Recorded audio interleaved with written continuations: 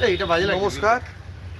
Kolkata live band welfare, Kolkata live band organisers welfare association, যেই তিনজনকে আপনারা দেখছেন তারা অতি পরিচিত মুখ, যারা বিশেষ করে আমি একটু অপরিচিত, কিন্তু বাকি যে দুজন আছে তারা পরিচিত মুখ। যদি এদেরকে না চেনেন তাহলে মনে হয় কলকাতা শহরে আপনাদের লাইভ ব্যান্ড সম্বন্ধে কোনো ধারণাই নেই, হোটেল লাইনে।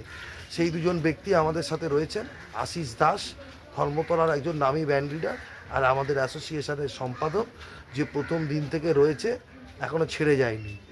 রয়েছে কৈলাস দা, বহু পুরনো দিনের ব্যান্ড লিডার, ভারতবর্ষের বিভিন্ন প্রান্তে ব্যান্ড চালিয়েছে, কলকাতার বুকেও রয়েছে। আর কৈলাসদার বিশেষ একটি অ্যাসোসিয়েশনের প্রতি টান, যে তিনি কলকাতা থেকে সুদূর দক্ষিণ ভারতে চলে গেছিলেন খালি সরস্বতী পুজোর জন্যে। তিনি 1-2 মাসের জন্যে এখানে ফিরে এসছেন যাতে অ্যাসোসিয়েশনের পুজোটা বড় করে করা যায়। আর আমি তো রয়েছি আপনাদের সাথে। তো এই বার্তা আপনারা দিতে এসেছি যে যতদিন অ্যাসোসিয়েশনের প্রতি ভালোবাসা থাকবে, যতদিন মনে করব যে যখন গান বাজনা নিয়ে 2 পয়সা আমরা রোজগার করি, তখন গান বাজনার দেবীর আরাধনা আমরা করি।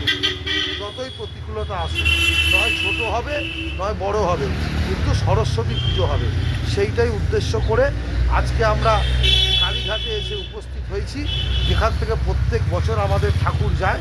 আজকে আশিসদা রয়েছে, কৈলাসদা রয়েছে। আমরা এবছরের ঠাকুরও আগাম বুকিং যেটা হয় মূর্তির, সেই আগাম দিয়ে বায়না করে ঠাকুর বুক করে নিলাম। আমাদের ওপেনিং আগামী 1 তারিখ। আপনাদের সকলের সহযোগিতা কাম্য। সকলে মিলে কিন্তু দয়া করে আপনারা আমাদের সাথে যোগাযোগ করুন গ্রুপে এবং এতে, এবং এগিয়ে আসুন। এইটুকুনি বলছি। অ্যাসোসিয়েশন যেমন ছিল সেমন হবে। হয়তো আজ আমি আছি, কাল আশিসদা থাকবে, কাল আশিসদা আছে, পরশু কৈলাসদা থাকবে, কিন্তু মায়ের পুজোও হবে আর অ্যাসোসিয়েশনও চলবে। সকলকে আগাম সরস্বতী পুজোর শুভেচ্ছা ও ভালোবাসা। ধন্যবাদ।